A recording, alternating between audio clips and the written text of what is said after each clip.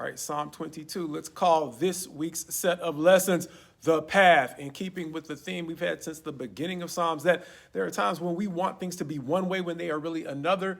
3 times in this week's set of lessons, the path or the way is going to be an issue, and not simply telling us kind of Christian cliche, you should stay along the right path, but it's telling us the confidence and even the sense of security and comfort that can come from following a well-lit path. Look at it from this perspective. If you are wandering around in the dark in a place where there are no streetlights in a sketchy part of town or a place you're uncertain, there is a level of comfort that comes when you can find a well-lit path in an otherwise uncertain circumstance. And that is what we're going to see in at least Psalm 23, the famous psalm that starts out, "The Lord is my shepherd, I shall not want." We're also going to see it in Psalm 25 and Psalm 27 again, emphasizing even more by the time we get to Psalm 27, the confidence that can come from having a well-lit path, especially one that God provides in otherwise difficult circumstances. However, Psalm 22 is going to start us off helping us appreciate the times of despair and uncertainty that can come along when our path is not so well lit. In this psalm that starts off, my God, why have you forsaken me? Why are you so far from me?" A portion of the psalm that is actually quoted by Jesus from the cross, now being worded or penned by David, who's going to go on to say, day by day, I kind of grope for answers, and night by night I get no rest, reminding us of some of the uncertainty that plagued Job during his ordeal with loss of stuff and kids and, honestly, support of friends and family. And so here David is going to show us that Job is not the only one, as he goes on to say, "But you are holy, and in you our fathers trusted, and they were not put to shame for putting their trust in you. However, I'm a worm and not a man," and the very people who might be able to understand David's circumstance seem to have turned on him, and they are actually, much like Job, his source of grief and ridicule. And to make matters worse, David does not seem to have taken this role for himself. It was actually cast upon him by God, the same God he started off the psalm by saying, "Why won't you speak to me and help me understand what is going on?" As he is going to go on to say once again, "Please be not far from me, because trouble is all around and there is none to help." As for his condition, he is poured out like water, a theme that we used for the first sermon in this run through the Psalms. We used it to say that, once again, the Psalms can be like a cool drink of water to those who are, in many ways, like David here, isolated, but they can help us understand, wait a minute, there's somebody else who, even if they're not a real person, who can offer me some words of support. There's somebody else who has been through this, and simply hearing those words, that they've been through it, and as the psalm is going to conclude, they were able, even in the midst of their depression, to encourage others. Wait a minute, as alone as I feel, the reality is I am not the only one. Reminiscent of what we saw God encourage Elijah with when he was in the cave, where he thought he was the only one still serving God.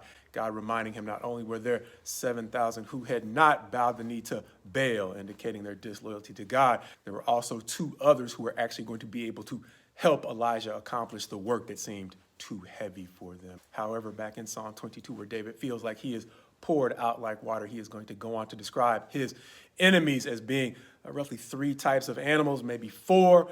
They are like strong bulls, and there are many of them in comparison to David, who feels alone. And they are going to be compared to dogs, who, if you ever watch The Dog Whisperer, who talks about how dogs are in their natural element, they are pack animals. So whether or not they are strong, their strength comes in their numbers. And once again, David is fighting this battle alone at this point. More importantly, enemies that are likened to lions are actually mixed in with the group that has assembled themselves against David. As he is going to go on to say, "Be not far from me," once again, as he appeals to God to help deliver him in this psalm that is going to say something akin to, "I will tell of your name to my brothers in the great congregation." And it's not just them. All the ends of the earth will one day turn to God, and beyond those who inhabit the earth at that time, he said that they are going to know in future generations all of the things that God has done. For those who, like David and the Christ who quoted this from the cross, felt afflicted and abandoned in their time of need. Understanding that when he talks about praising God in the great congregation, this comes near the end of a psalm where he started out, my God, why have you forsaken me?" Reminding me of 2 things. One we call home field advantage in sports. It is that extra bump of energy a home team can get when they are fatigued, but the love from the crowd can give them what seems to be an extra boost of energy that you might not have on enemy territory. However, understand that what we are seeing here out of David and quite possibly the Christ is another level of maturity, understanding how much of the psalm talks about the way in which they are isolated and abandoned, not only by the people around them, but by God, going back to what we noticed in Job as well, and understand how in all three of these, Job, David, and the Christ, there is another level of maturity that allows them to draw on the love that they have for the crowd to get the same bump of energy that most of us can feel in the love that we get from the crowd. Maybe look at it through the lens of the story of Naomi and Ruth. Ruth, after her husband passed, might have been motivated or ambitious to find another husband, but her love for Naomi drove her to take risks and go distances that she probably never would have gone if she were not looking out for another woman in need. Understand that David, likewise, is being motivated in a time when he feels isolated by the love of the brethren. And not just the brethren, the fact that he knows that even in his state of affliction, he can still encourage the afflicted by saying, even if it doesn't turn out well for me, I know that it's going to turn out well for you. And whether in this life or the next, one day we'll all celebrate together.